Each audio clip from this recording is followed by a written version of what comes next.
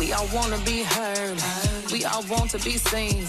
We all want to be valued as a part of the team. And when we're working together, we do it much better. Here's to the dream. Education is liberation, but application's the key. It's called social emotional learning. Tables is turning, we getting free. Bringing our whole selves to the journey. Healing the herd, who bigger than we. Self-aware and prepared. Only good vibrations in the air. Only we control what we share. Hip-hop ends with the vision is clear and the mission sincere. All right. Good evening, everyone. Welcome to another We Do It for the Culture webinar. My name is Jamila Sams. I am the founder of We Do It for the Culture, which is the only culturally responsive social emotional learning curriculum for grades 6 through 12. And I am so excited for tonight's webinar, Persistence Pays, using SEL in order to secure scholarships. So let's see who is in the virtual building. Please drop in the chat where you are hailing from. Let's see.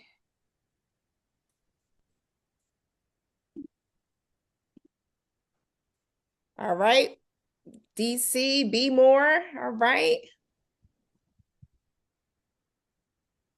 All right. City year, first year from Philly. Hey. Those are my people, born and raised. All right, let's see. ATL, Portland. Hey, Soy, Baltimore. All right. So excited to have you all in this space tonight. Hopefully you all had a great day and love has shown up for you in some way, shape, or form. All right, we're going to get started. I am so excited to introduce our speaker this evening for Persistence Pays, using your SEL to power your scholarship journey. So I had the pleasure of meeting Victoria Lamar through the Camelback Fellowship. Camelback is a rigorous venture accelerator for diverse entrepreneurs, started by Aaron Walker, and now is led by the amazing Shauna Young. And when I first met my fellow cohort members in Atlanta, everybody just was, absolutely amazing based on the ventures and the problems that they're solving, not only on a national level, but also on a global level. But there was one person in particular that after speaking to her, I said, wow, I didn't do enough in my 20s.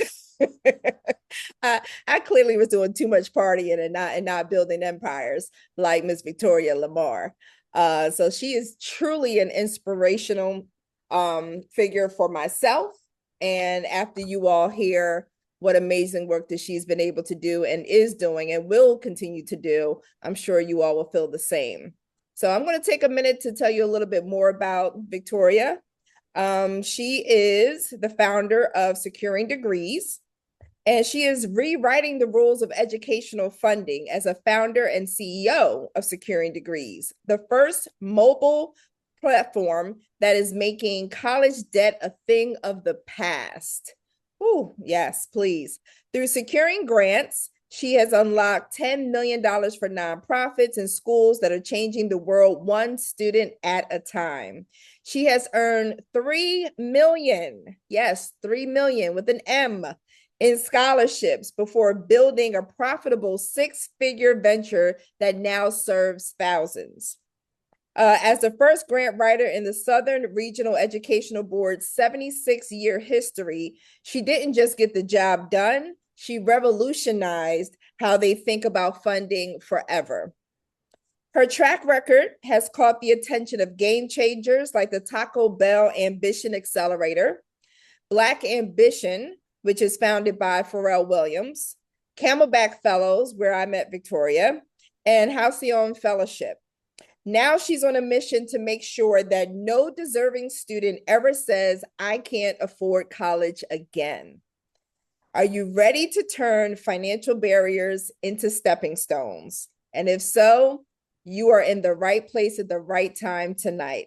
So without further ado, I am going to turn it over to your host for this evening, Mr. Kareem McQuilkin, who is the educational manager of We Do It for the Culture, also known as our MC, Master of Curriculum.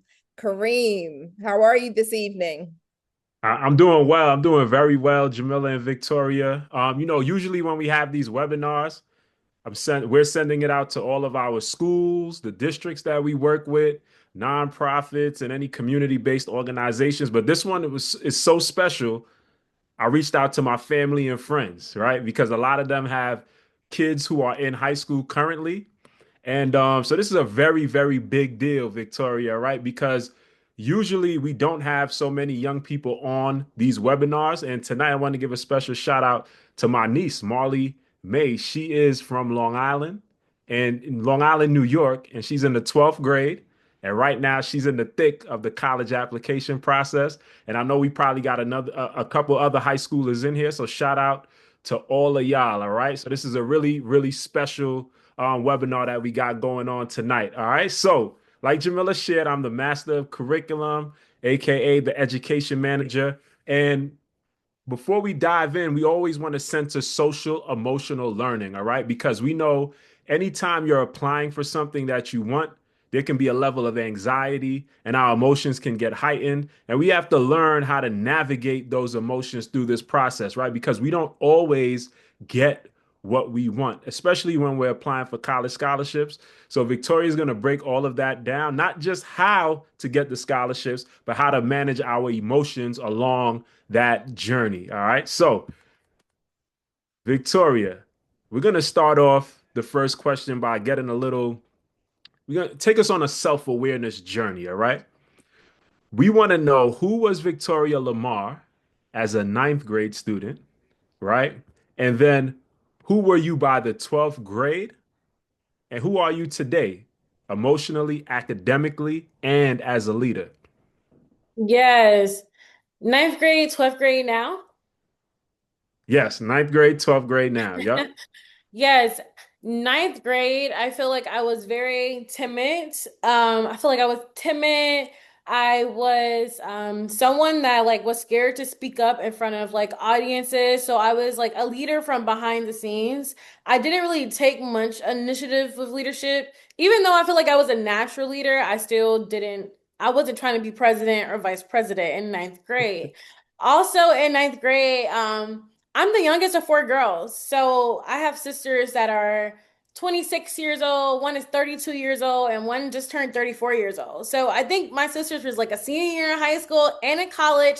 So I was actually able to see just like going into adulthood as that ninth grader, seeing them transition, already being able to go with them to their first college visit and all the things. So that was ninth grade Victoria. 12th grade Victoria, at this point, I've seen my sister become a Gates Scholar. So I saw Mhm. my sister go undergrad, Johns Hopkins, debt free. She got her master's from Tulane, got her PhD from Emory, has not paid a dime, and has traveled all around the world doing so for free. And so senior year, I'm just like, okay, well, I saw the blueprint. I saw my sister do it. Let me just do what she did times two. And so that is like what happened. Literally, she secured 1.5 million. I secured 3 million. And I was Doubled up. entrepreneurial and I turned it into securing degrees. But that's pretty much like ninth grade, very much not knowing what's going on. 12th grade had a bit of an understanding and I was able to leverage just my involvement to pay off by the time I got to my senior year. Nice. And can you, and I know Jamila broke it down a little bit about what securing degrees is and the work Yeah. that you do. Can you tell us a little bit about that work? Yes. So securing degrees, we're ed tech platform helping students find, apply for, and secure scholarships. But we do it through a whole person model. So we believe that it's not about giving a student a list of 100 scholarships because truly that means nothing. If a student doesn't have a sense of deadline management, they don't know how to story tell, they have no sense of self accountability, which is why SEL is so important. Is so important. But we pretty much offer a whole person approach. So what that looks like for us is that we have debt-free Scholarship coaches. My entire scholarship coaching team is debt free. So creating that system of debt free students, teaching other students how to be debt free. And to be a debt free student, I just know a lot about you. I know you obviously probably applied to scholarships. You're not moved by getting rejected. You're okay with pushing past rejection. So you have a high sense of perseverance. I know that you're committed. I know that you understand time management. I know you have deadline management. And so those are some things that make up a scholar. But yeah, so we have office hours from debt-free coaches. We also offer essay editing. So that's a big thing. We're one of the only platforms that actually offers essay editing for every single submission that's being submitted out. Because one thing I realized is it's not that our students don't have good stories. We have the best stories, literally. We have the best lived experience, but sometimes it doesn't translate well from like lived experience to, okay, now is the application you need to submit. So we go in, support our students in that way. And lastly, we are results driven at Securing Degrees. So for with all of our partnerships, we have monthly reports where we're able and we're tracking the amount of scholarships we matched with that student, how much money we found them, how many essays we've edited, did they attend office hours? I mean, the metrics are they're long because we want to be an organization that actually produces results. So that's what Securing Degrees is. It's a lot, Yeah. but it's all about helping students graduate debt free. Nice, nice. And shout out to Securing Degrees and shout out to your Yes, sisters, right? I right. lived with my I call her my sister cousin. She's like probably about 10 years older than me. She's a judge now, but I was there. We were Ooh, living wow. together when she was in undergrad, when she went to law school. I used Wow. to talk to her about, her college experience. So I know having examples is a huge asset when we're going through this process. So yeah, shout out to your sisters again. So you're wise beyond your years, right? So I want you to break down when you started applying for scholarships, what did you begin to understand about your strengths? And before you mentioned your story, right? When you Mhm. started to apply, what did you begin to understand about your strengths and your story? Yeah, I think from the start. So, yeah, so just bring it all the way back.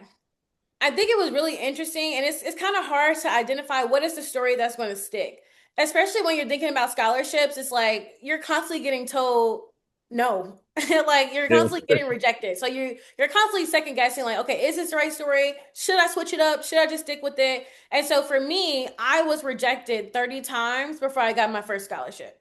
So I think that's like so important to know is like it's not like I just got in this process and I just became an expert and started winning. But no, I Wait, started maybe, yeah. I'm sorry. Can I ask you a quiz? You said we hold on. We can't just Yes, skip past that. 30 rejections, right? Hold on. man. So are you using the same essay over and over when you're So it applying? really How does depends. that work? Yeah. So in the beginning, so now like all of our students, we have six main common essays. So like your greatest accomplishment, your challenge essay, community, leadership. Why do you deserve the money? Something in society you want to change. So that's like after doing this myself, all these different essays, I've been able to put them in like those are the six main buckets. But for my process, I probably wrote the most of 15 different essays. So I was never the person rewriting for every single submission, right? So during that process, like I was tailoring, editing a little bit. But again, like you don't know if what you're editing is even the right edit until Right. someone tells you yes. Yeah. Okay. Okay. So, all right. So for anybody listening, they should have a couple of different versions of the story that they want to tell based on what the scholarship is asking for. So I wouldn't say even like different versions. I think over time you were gonna have to have different versions as maybe the one application you submit doesn't work out. You want to edit your applications from application to application. What I'm saying is there's like common essays. So like leadership is a common essay topic. Your challenge essay or adversity or your obstacle, they switch it up, but it's all a challenge. That's a common essay. So I've identified that there's six main common essays. And so what I recommend is that students, you want to start at least drafting a 300 to 500 word average essay for those six common essays that I talked about, which is the challenge, leadership, community, greatest accomplishment, why do you need the money, something in society you want to change today. So once you have that those bulk of scholarships, Like they ask the same question. So one scholarship might say like describe a challenge, and the other scholarship might say tell me about your past adversity, and the other one might say tell me about your obstacle. But it's all the challenge. Does that make sense? Yes, that makes complete sense. So what's the timeline? Should they have started in September? Should they start Yes. now? Should they wait till January? Yes, great question. So, timeline, as far as timeline, there's no specific scholarship season. So, let's just debunk that now. Scholarship season is every day. So, right now, you can find scholarships and you can apply for the scholarships. So, the timeline is now. As far as when you should start writing those essays, as soon as possible. So, if you want to commit to the scholarship process, you want to have those scholarship like prompts, that's just going to help you speed up the process. Obviously, you can start to write the essay as you find the scholarship and as you identify the prompt, but these are just steps that help you streamline and speed up your process so you can start getting the wins. Because at the end of the day, it is a numbers game. The likelihood of you submitting your first scholarship and getting it is very, very slim. So I try to be really honest about the process. It definitely takes work, it takes consistency, and it takes high quality submissions on an ongoing, consistent basis. So there's a lot of steps that are in this process, but by even just having those 6 essays, making sure that they're well written, they're edited, by far you kind of skip so many people in line by just having a well written essay. Like, believe it or not, yes, Jackie Robinson might be getting 5,000 applications, but I promise you, probably less than 500 are worth reading, just to be honest. And so just knowing that allows you to make sure that you're doing your best when you're putting in these submissions, because I advise to not waste your time doing this if you're not going to do your best. Like it's just truly a waste of time if you're not going to do your best in this process. Wow. So 30 rejections and you kept Yeah, on going all the I way to $3 million, right? did. Yeah. I need some noisemakers in here. So I gotta get I some know. noisemakers for these webinars so It's I can start. crazy. Yeah, you did your thing. So you faced a lot of rejection, right? So Yeah. during those moments of fear, stress, or self-doubt, what strategies help keep you grounded and gave you the strength to keep on going and persevering? Exactly. So for me in that process, I had sticky notes like all around my room. Like, you're going to be debt free. You're going to be a Coca-Cola scholar. You're going to be a Jackie Robinson scholar. Like, I I really had positive self-talk at the time. Like Yeah. I really did. I really wasn't too like worried about rejection at the time. I hadn't got rejected at that time. Okay, so I was just like, I'm all in. I'm gonna do my best. I'm gonna do these scholarships. I also had a scholarship accountability partner. I think that was really helpful. Like having someone that once the rejections did come, us being able to check the email together. And hey, did you get rejected? Yeah, I did. Did you? Yeah, I did. Okay. Well, let's keep applying. So I thought that was really good, but definitely like the sticky notes was really helpful. And then also one thing that we talk about with all our students is you need to have your motivation. Like what is your motivation? What's motivating you? For me, my motivation was my mother and grandmother. So I come from single parent household, haven't seen or heard of my dad since I was 6 years old. Like I've seen my mom like paycheck to paycheck. I seen how my grandma helped out. So it's like I'm the youngest. We definitely don't got no money for me. I mean, the money is gone at this point. And so I knew that in order for me to go, because I only wanted to apply to schools in California. In order for me to go all the way to California, realistically, come on, y'all, I needed money. And so having those motivations is really important. And sometimes my students that might come from the households that parents are making good money, they don't have the same motivation. And so it's sometimes really I try to also for my parents on the call, be honest with your students, regardless of your income, because that will directly motivate your students by the time they're senior year and it's time to get in the bag to get the scholarship money. If the student knows that their parent might have the safety fund that the parent has told them 1,000 times about, they're not going to take this process seriously. So it is a lot of factors that come to this process and how and what makes you successful in the process. Yeah. Yeah, what I heard there, one thing that really stood out to me was think about the SEL competency of relationship skills. You Mm, mentioned like you were texting, you had a group, right? yep. So students should be, we should be in. or young people should be, or high school seniors should have other high school seniors in their circle who are actively applying to help hold each other accountable, lift each other up when they might be feeling a little down and out because of a rejection. So Right. that's something that, yeah, that's really what stood out to me in everything that you shared. So thank you for that. So I'm gonna pass the mic to Jamila, and she is going to take it from here. Yeah, thank you, Kareem. Look, I told you all that you were in for a treat tonight. I see the chat blowing up. We're dropping some gems that you were giving us in the chat tonight, Victoria. So thank you so much. So can you talk a little bit about the technology behind securing degrees? Like, I just remember when I was applying for college, because I'm a first gen graduate of the Lincoln University in Pennsylvania. And I didn't have anybody outside of a neighbor that was helping me to, apply for scholarships. She went to Howard. And there's just so much information. Like, what is it that securing degrees has in terms of their technology that helps young people sort through and filter all of the different scholarship opportunities that are out there? Yeah, so I built some amazing technology. So we've been in business for 8 years now. So we've built some amazing technology. And what we do is that we're able to get all of the different scholarships that you see, the local scholarships, foundation scholarships, private scholarships. And what makes us unique is that we actually vet every single scholarship before it's added to our platform. And so some of these, what that looks like is it a legit scholarship? Is the number working? The email working? Does it require some effort? Because we have none of the no essay scholarships you see on securing degrees, because I think those are the biggest scams. That's a whole nother topic.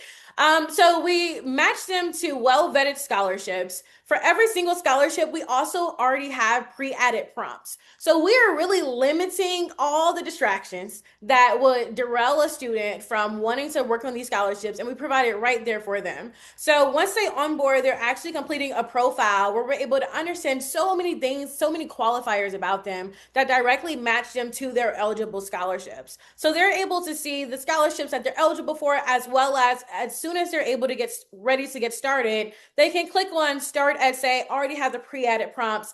And then our team is collaborators of every single document essay. So in real time, they're able to change the status on their platforms to working on it, stuck, waiting for review, all the things, and we're able to support them in real time. And so the technology, currently, we've been able to pilot with some amazing organizations such as KIP Atlanta. We have around 250 of their students using the platform right now. We also are partnered with the organization at UC Berkeley. We have 50 of their students on the platform.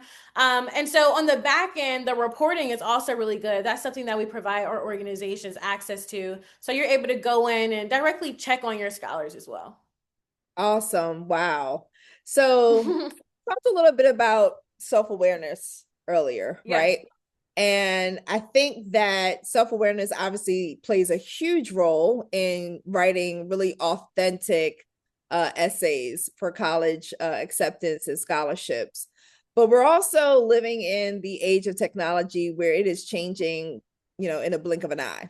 And so, what are your thoughts and opinions around using AI tools such as ChatGPT or Gemini to assist with writing essays for colleges and scholarships? What role does it play? And then how do you balance, the importance of being authentic and self-aware with the technology?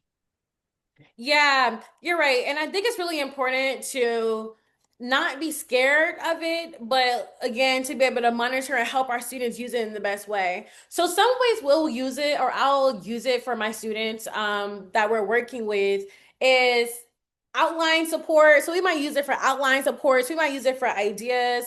But especially as a coach, all of our coaches are trained to really dig deep into our students and help them bring out those self-awareness. So oftentimes when you think about it, many students haven't reflected about their challenge until they get to us, or they haven't thought about their greatest accomplishment until they get to us. And now we have this essay, or how they shaped their community, or even the impact they've made so far in the 17 years they've been alive.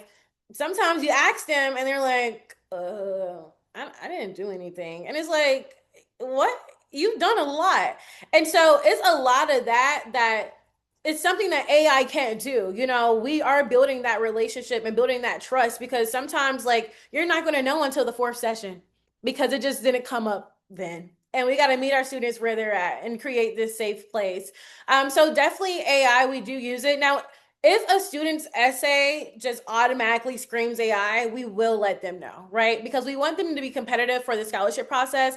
But again, we don't have a rule where you can't use AI. You just need to know how to use AI. And so if it kind of triggers, if there's a trigger of AI, we will let them know and then work with them to be able to recraft or just add in more supporting details from their personal self to help override the AI count.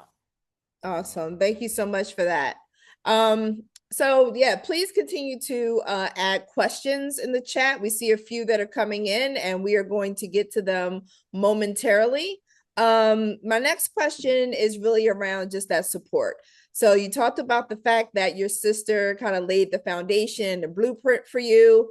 You are intrinsically motivated. Like your why is clearly defined based on how, you know, the conditions in which you grew up in, the love that was around you, and you use that in order to kind of propel yourself into greatness. I want you to talk a little bit about guidance counselors or people, you know, that should be advocating for students on a school level in high school in order for them to secure some of these things. Like, what's the balance between utilizing resources like guidance counselors and others that may be able to assist you in this work and, you know, really kind of like managing your time and doing a lot of that groundwork research on your own? Yeah. I think it's really hard, especially from the perspective of like guidance counselors. Like the average like student to counselor ratio in America is like 481 to one counselor. So it's like the level of support that organizations like Securing Degrees is able to provide is just not feasible for a counselor, especially in many of our public schools. But I would say, especially if you're a student on this call, it is important for you to create that relationship with your counselor. At least introduce yourself, let them know, like, hey, I'm applying to scholarships, because when scholarships go to their table, they usually have those top students that are already in their minds. And you want to be someone that's in their mind, especially when it comes to senior year. So if you're on this call and you're before your senior year, you have even more time to be able to cultivate that relationship in a more organic way versus now it's kind of like, okay, it's senior year, I need you, counselor, you know, but if you still got to do it, do it. I think from the organization standpoint, I think it is important for programs like Securing Degrees to be a part of their schools because we are able to fill in such a key gap. And then also with all of our organizations, we actually together collaborate on KPIs that we want to track and what success looks like for the program. So when I mentioned reporting, like we hold ourselves accountable to a very high level to make sure that we're in your schools forever. And you want us to be in your schools forever because you love the results, you love the feedback, and you directly see the impact it's making on your students. So I think it's kind of both ends, like students being willing to talk to those counselors to get more support, but also organizations being honest about, I don't have the bandwidth, my students need more support, they're asking for the scholarships, we have this website but the links aren't updated, I need some help. And so that's where a partner like us would come in. Awesome. Awesome. So that's so important for young people to advocate for themselves. It's so important to exercise your voice. And that's where that self-awareness comes in. Like, can I really handle all this or do I need to ask for help? And that's just a matter of just expressing agency.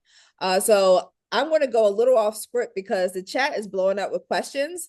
So Kareem, if you're okay with that, I'm going to go straight to the chat and start pulling some questions for Victoria. So the first one, Ken Bernard. All right, Ken Bernard is in your pockets. Ken wants to know, why didn't you stop after getting to 100,000, 250,000? Where does all of that excess scholarship money go?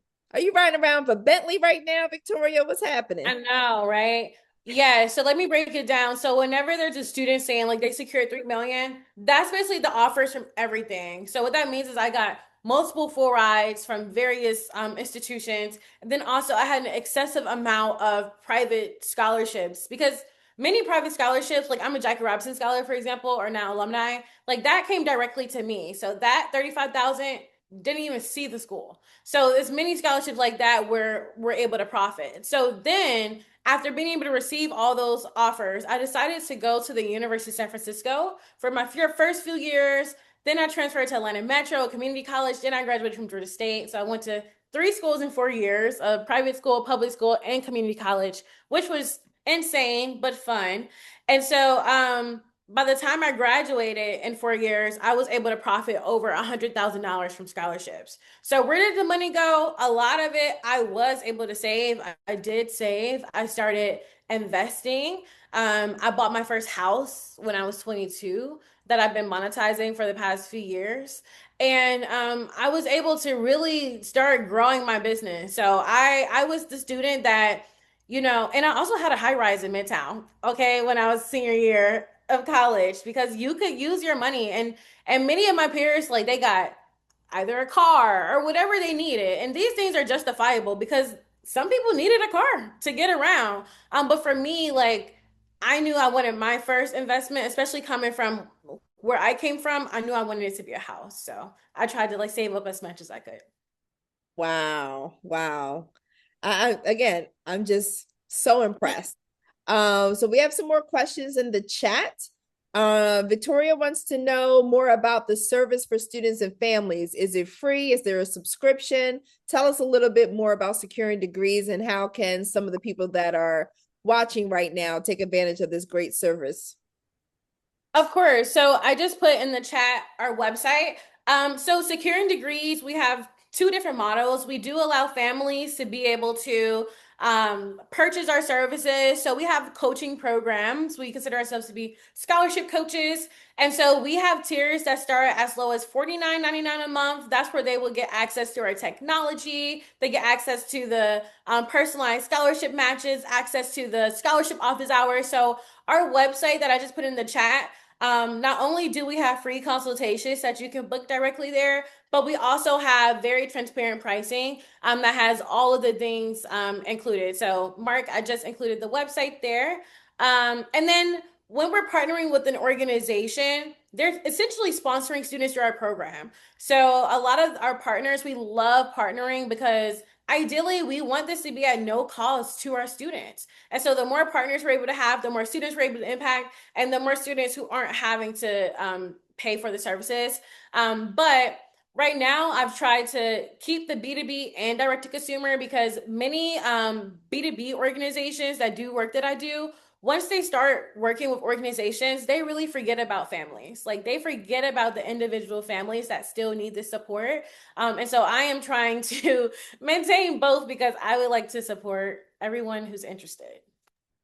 All right, great. All right, another question. I'm gonna put you down with something real quick. We've never had this many questions in the chat. All right, so Oh my. this is amazing. All right, Antoinette wants to know, what can students do who constantly receive denial notices for scholarships and grants due to their parents' income? Many of the scholarships and grants request student aid reports, and as a result, students aren't eligible for funds. Yeah, so that's a great question. So one, there's 2 types of scholarships. You have your financial based scholarships. So those are scholarships that are going to request those student aid reports. Those are the scholarships that are going to ask for your parents' income. And then you have your merit based scholarships.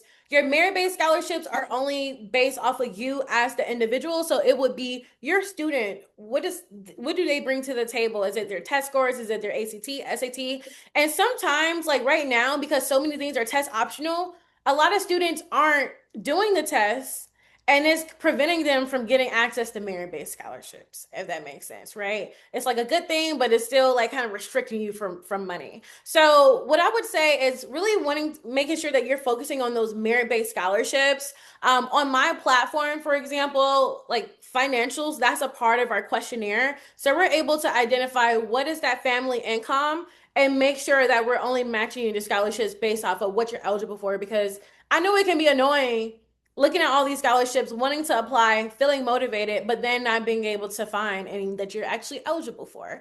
So that's something that we can provide, but also something you can do is just make sure that it's merit-based focused. Awesome. So part of that filtering process, does that also include performance level averages? That's also one of the questions in the chat.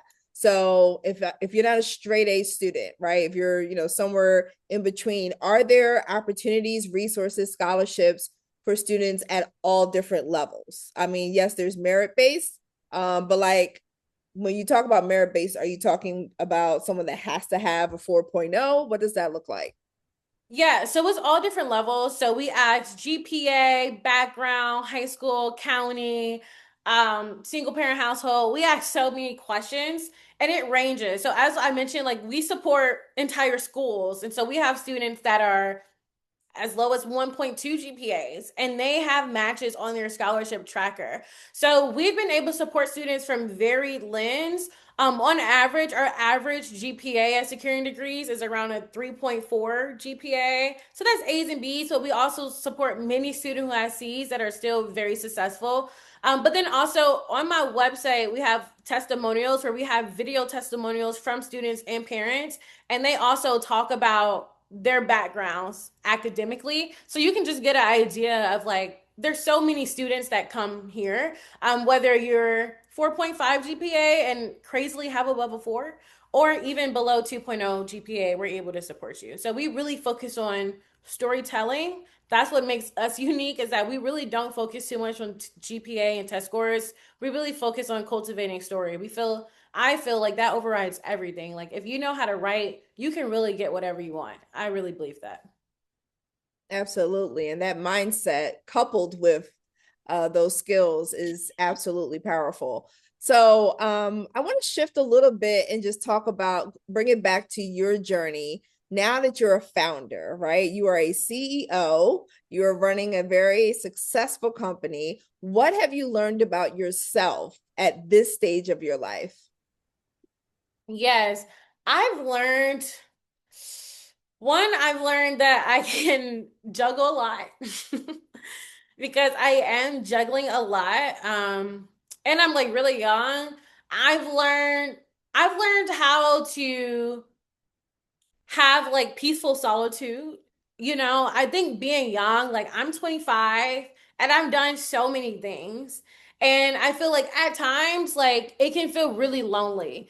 And you can hear the things like, oh, it's lonely at the top. And like, I don't even feel like I'm at the top yet. I feel like there's so much growth ahead and still it already feels lonely in some senses. So I feel like for me, especially this year, like I learned like the value of like family relationship, because when I think about it, like, girl, you have three older sisters. Like, what do you mean? Like, and like really like cultivating those relationships more and leaning into those more and just leaning into the ones that like serve me, like Camelback, and being ingrained into different cohorts that are edifying me. So it's been very eye-opening. I feel like I've been like really growing a lot. And then also I've been able to learn how disciplined I am. Like, I would say discipline really wasn't a word that I would use to describe me in the past, but like seeing how, like, either with my Camelback coach, like, I'm meeting the deadlines and I'm showing up and I'm seeing the progress and I'm making my meetings and I'm doing my one on ones with my team. Like, these are all new character traits that I was not doing 4 months ago. So it feels really good because I feel like I am able to acknowledge my growth in real time. And SEO related, I do journal. I go to therapy bi-weekly. So I do a lot of like self introspection to help me just be aware of like my place. And let me tell you all, I've witnessed this firsthand. So I'm gonna put myself out there for a second. When I first met Victoria and we were part of, again, Camelback's cohort, and our cohort is actually the largest cohort that Camelback has had to date. We all met in Atlanta, and if you know Atlanta, you know Atlanta has good what? Food, okay? Like great food. And we were all out eating dinner, and if I'm in Atlanta, I'm going to do, what I'm supposed to do. I'm going to eat. And I remember ordering, we had biscuits, we had fried chicken, like all the dangerous soul food. It was just so good. And then I looked over and Victoria was like, what do you have that's a little healthier than these options here? And I'm looking down at my fried chicken. I'm like, oh. That is hilarious. Like, I love the fact that you are very disciplined with your health. You're very disciplined with your time. When you shut down and say, nope, I'm not doing that today, you actually, prioritize your self-care, which is, again, I'm your age times two, and I'm still struggling with that. So I really admire that, and it's extremely inspiring for myself. Thank you. I'm gonna roll back to the chat because it looks like there's another question. Some students are pushed towards applying to state universities due to cost. While many state universities are great, why shouldn't students be afraid of some of the astronomical private tuition costs? Or even, I will throw another one in there, or even like at times HBCUs are Yeah. sometimes more expensive as well. So what are your thoughts towards where a student applies and how that relates to how much funding they receive? Yes, I think it's important so all of our students that we support in the college process, so we offer that as well. All of our students are submitting minimum 10 applications. And so we are strategically working with that student to identify like, okay, what state or like local safety schools can you apply for? What are the schools that, because there's some schools that have astronomical private college tuition costs, but depending on your income, you can get if you get in, it's free tuition.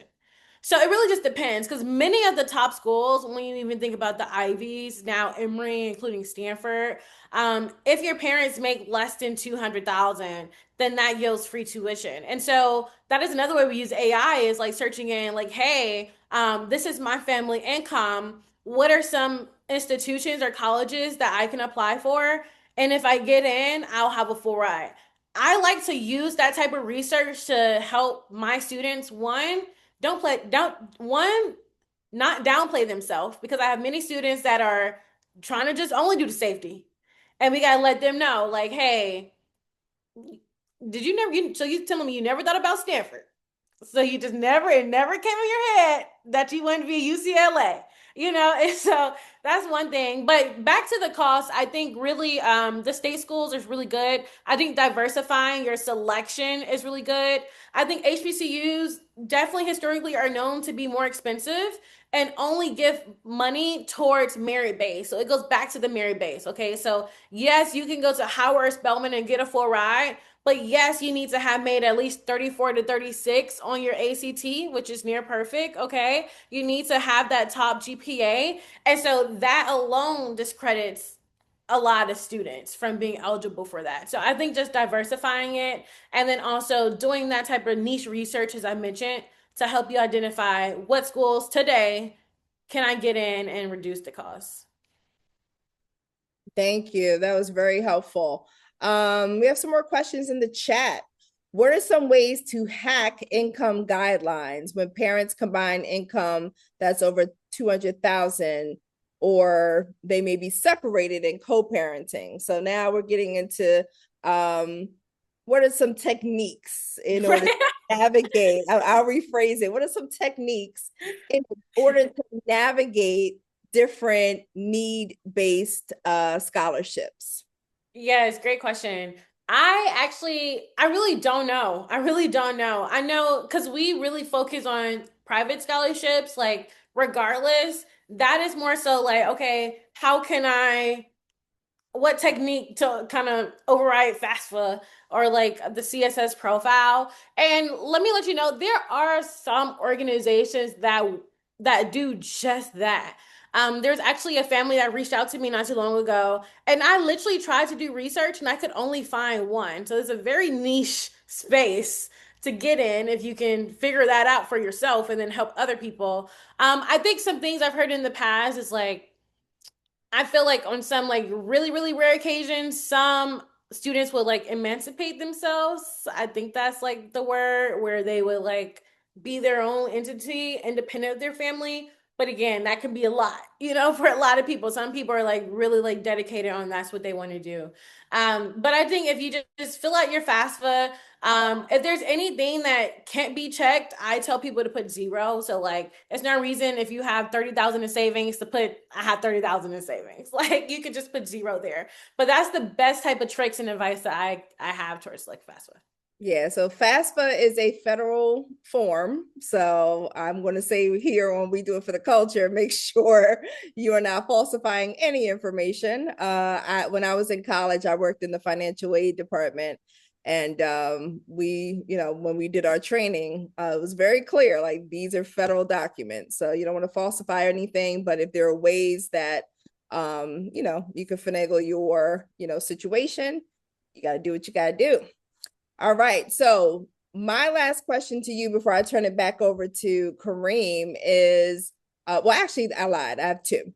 One, do you know offhand, and if you don't, that's okay, but something tells me how much money goes wasted every year from people not taking advantage of scholarships? I feel like that number is astronomical. Yeah, so over 100 million goes unclaimed every year. 100 million. Did you all hear that? Like, if you're watching this Yes. right now, you need to get securing degrees first and foremost, but use your time wisely. There's $100 million that go back to funders Yep. annually. Annually. So there's money out there, but we have to make sure that we're doing the work, and securing degrees can help you with that process. Wow. All right. And then my last question is, what brings you joy? Yes. Oof. I think what brings me joy is very simple, but massages. Massages give me joy. I actually, again, going back to being disciplined with self-care, for the past 3 months, I've had a spa membership. And so that includes like steam room, sauna. They have like chirotherapy, red light therapy, access to the fitness classes, access to the gym, one massage monthly, like tea. So my wellness has been really good. So massages, like if I could, like once I get more rich, y'all, if I could have someone on payroll and get a massage every other day. I'm saying every day is excessive, but every other day, I I would be stress free. I swear I think we're related. I am with you. I am with you. Massage therapist and a chauffeur. Those are my two must-haves whenever I get to that number. All right. Yes. Actually, we do have one more question. Actually, we have time for a couple more. So I'm going to go back to the chat. Victoria wants to know, can students currently in community college looking to transfer to a four-year college use your service, securing degrees?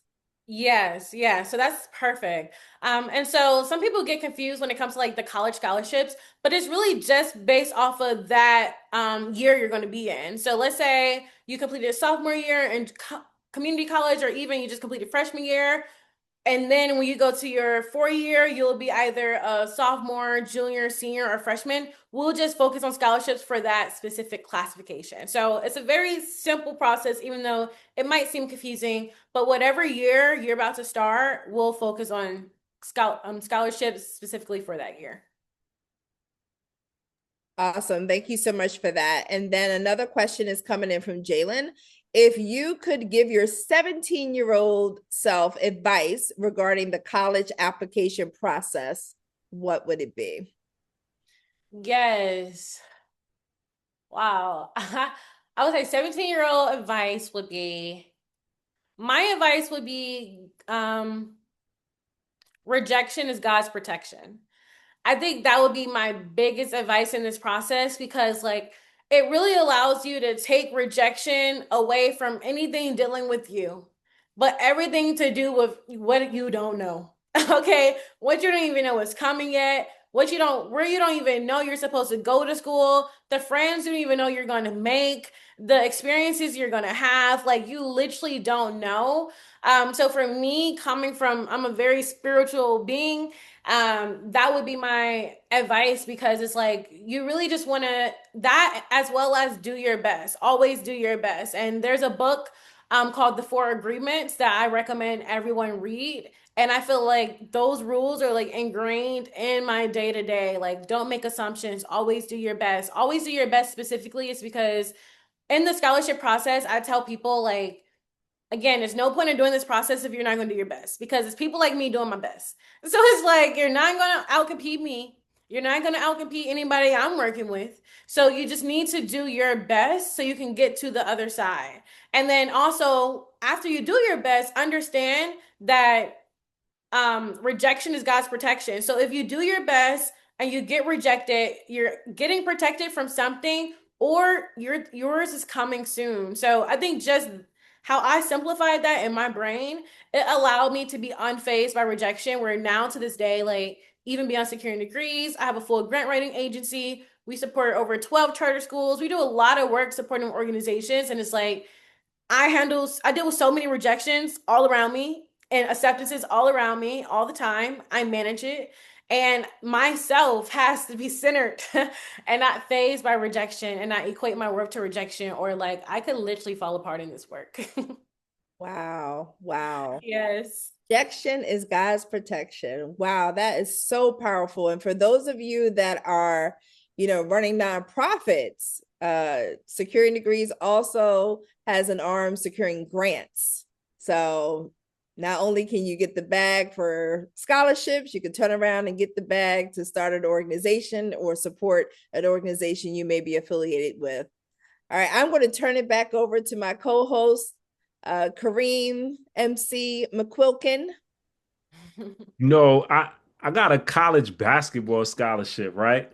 And Okay. Ken is actually my one of my best friends. We grew up across the street from each other, went to the same college. We even got a little stipend, right? But if we knew we could pocket over 100,000, and this is before college players started getting paid, I don't know. I might have gave up basketball after high school. So yeah, thank you for all of those gems that you dropped, Victoria. But we do it for the culture is driven by hip hop culture, right? And Jamila mentioned joy before, right? What brings you joy? Can you share with us and chat? Feel free to get activated as well. We want to know your songs also. What hip hop song do you turn Mm. on when you want to feel and experience some joy?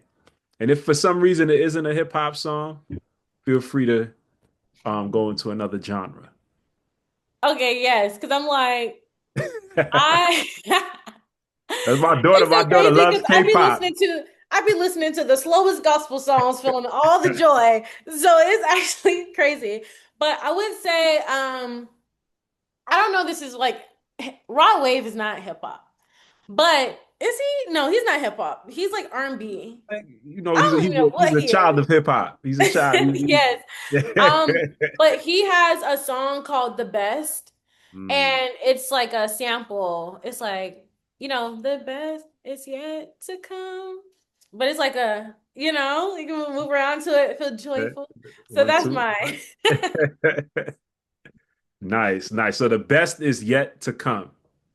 Yeah, so it's just called The Best by Rod Wave. Best, and that's one of the lyrics. The best is yet to come. Yes. That's and I feel like that's the perfect mindset to have, right? For all, especially all the young people on here, right? You may not have started this college scholarship application process, but throughout the journey, just know the best is yet to come. We know Victoria overcame 30 rejections to $3 million in scholarship rewards and even got to keep some of that scholarship money. All right. So, we just want to thank you so much. Of And course. before we close out, I know you dropped your website in the chat. We want everybody here to know that we're going to send out a follow-up email and you're going to have all of the resources that Victoria offers and you can reach out to her and get in contact with her. But is there anything else beyond, you mentioned securing degrees and you mentioned securing grants. Is there anything else you want to share before we close out today's session? So I just want to share, definitely if you are someone that is college age, high school age, if you know your cousin, auntie, friend, anybody, let them know about securing degrees and securing grants. We're all about helping both students and organizations get free funding. So those websites, we have free consultations on both websites, and then those are also our social media. So we have securing degrees on Instagram, securing grants on Instagram, Facebook, LinkedIn. And then also start now. So please, I hope you guys felt motivated and inspired to start the scholarship process. There's so much money out here. And so now is the time to start, work on those common essays. And then if you guys have any questions, feel free to, again, schedule those consultations. You'll be able to meet with our team. And then also our phone number is at the bottom too. So you can actually text that number if you also have any questions as well. Uh, Thank you so much, Victoria. And we have a lesson dropping this Thursday featuring Victoria Lamar, all of the work that she does, and it'll guide teachers on how to motivate their students to learn about the college application process. And there'll also be a lot of tips and gems in there that's going to give students an opportunity to think about what is their story and how can they tell that story. So if you're a teacher, school leader, district leader on this call, or if you have friends who are school leaders, district leaders, or teachers, please, share the work that we're doing over here. We do it for the culture, and I'm sure we'll be collaborating with you in different ways over the coming years, Victoria. So thank you. We're just so grateful for your presence and all the work that you do. Of course. Well, thank you guys. Thank you. Thank Of you. Thank you, course. everyone, for joining us this evening. Have a great remainder of your week. We're so glad that this was helpful. Thank you, Victoria. Just always Bye. a pleasure to be in your presence. Of course. Yes, Thank you. always, always. Thank you, Kareem.